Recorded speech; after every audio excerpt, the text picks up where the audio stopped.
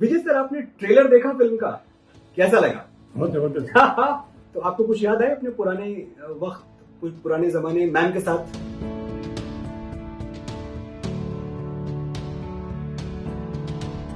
भले कच्ची उम्र में जिंदगी की शाम आ जाए, ये मुमकिन ही नहीं कि खून पे इल्जाम आ जाए। हमारे गांव में बहनें उसे राखी न बांधेंगी, पलट के जंग से भाई अगर नाकाम आ जाए। नमस्कार, मैं हूं मनोज मुंतशिर। आज बोलने के लिए मेरे पास एक नहीं दो हीरोज मौजूद हैं। मैं स्वागत करता हूं विंग कमांडर विजय कार्निक का और सुपरस्टार अजय देवगन का। आप दोनों को मेरा नमस्ते। नमस्कार। आपको गार्डनिंग का शौक है, आप गोल्फ खेलने के शौकीन हैं। अब मैं ये समझ नहीं पाया कि एक तरफ इंसान ऐसा जो आम इंसान जैसा आम इंसानों वाले शौक रखता है और दूसरी तरफ इतनी हार्डकोर जाबाजियां, देश के लिए मर मिटना। तो ये दो अलग अलग विजय कार्निक को मैं एक फ्रेम में कैसे देखूं? जब मिलिट्री ट्रेनिंग आप ले लेते हैं तो आपकी कंप्लीट पर्सनालिटी, सोच पूरा चेंज हो जाता है। आप अलग आदमी बन जाते हैं। सिखाया ये जाता है कि आपको लड़ाई के लिए, वॉर के लिए तैयार किया जाता है। Ultimate aim is war, to win the war and save the country. So ये मोल्डिंग जो चालू होता है, उससे then you become hard core. और बाकी तो हम तो इंसान है, हमारे शौक है। अजय सर, जब भुज का वो पहला शॉट आपने दिया जिसमें आपने यूनिफॉर्म पहनी थी, मैं उस एक्सपीरियंस के बारे में, उस एक मोमेंट के बारे में आपसे जानना चाहता हूँ। कैसा लगा था उस दिन?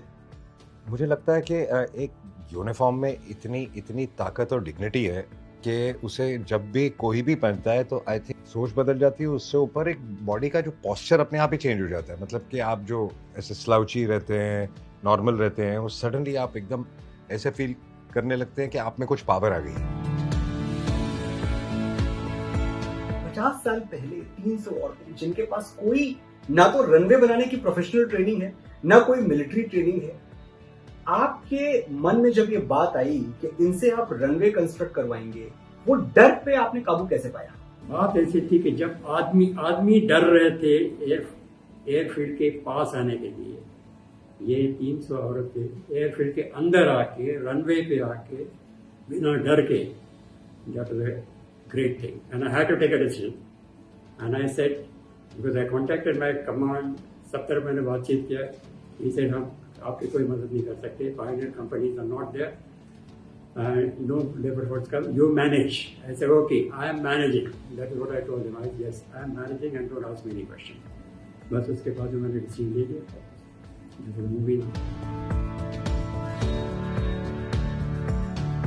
सर, फिर भी इतना बड़ा फैसला था, इतना क्रूशियल डिसीजन था, कहीं किसी मोमेंट, एक क्षण के लिए भी ये लगा कि शायद आपसे गलती हो गई, शायद बात हाथ से निकल जाए, शायद जो आपने सोचा हो वो परिणाम सामने ना आए, शायद ये फैसला बहुत गलत साबित हो? कभी हुआ ऐसा? मनोज, उसके लिए टाइम ही नहीं था। The things were moving so fast that once decision taken, there was only action. Nothing was there. Nothing was in the mind to contemplate or sort of find out whether that decision was, what are the after effects, in effect. Time नहीं था उसमें। जीत का जुनून है तो हार सोचना क्यों, जब जिंदगी है एक ही, दो बार सोचना क्यों? विजय सर, जब पहली बार राइटर डायरेक्टर अभिषेक दुधैया आपके पास आए और उन्होंने आपको ये प्रपोजल दिया और आपको बताया कि आपकी कहानी पे, भुज 1971 की कहानी पे हम एक फिल्म बनाना चाहते हैं, आपका इमीडिएट रिएक्शन क्या था? तुरंत आपने क्या सोचा? तो जब मिलने आए, फिर उन्होंने बताया कि मैं फिल्म बनाना चाहता हूँ और मैंने ये ऐसा कर ये मैंने रिसर्च किया हूँ, और ये जो महिलाएं हैं माधोपुर की, जितने भी अभी 50-60 अवेलेबल है, उनसे भी मेरी बातचीत सब कुछ हो गई। तो मैंने बोला कि बताया, तो फिर मैंने तुरंत अभिषेक को पूछा। मेरा इनर ये बोला कि दिस इज अ मैन।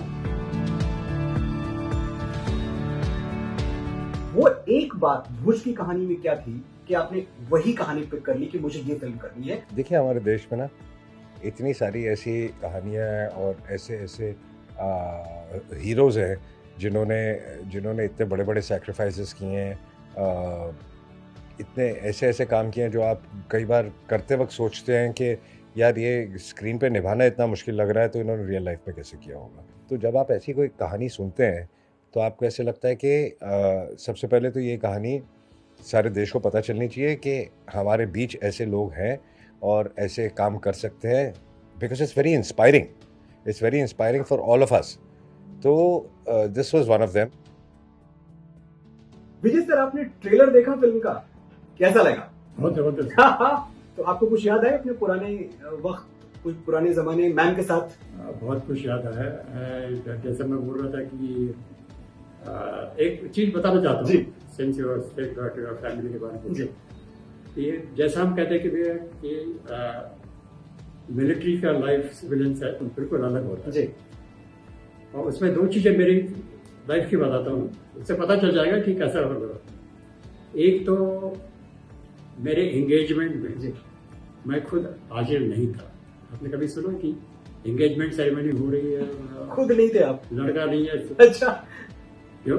दो दिन के बाद एक जो सेरेमनी थी वहां से फोन आया कि one aircraft is landing and your leave cancel हो गई आपकी, एयरपोर्ट पर पहुंच जाइए और बस तुम्हें चले गया। फिर 7 दिन के बाद मेरे फादर का लेटर आया, तब तक मोबाइल फोन नहीं थे, लेटर ही थे कि यू आर एंगेज। सेक्रीफाइसेस जो आपकी हैं वो तो खैर दुनिया को नजर आ जाती हैं, लेकिन वो सेक्रीफाइसेस जो मैम ने की, जो आपके बच्चों ने अनजाने में की, उन कुर्बानियों का भी उतना ही महत्व है जितनी आपकी कुर्बानियों का। So that brings us to the end of the conversation. Thank you Ajay sir, thank you Vijay sir.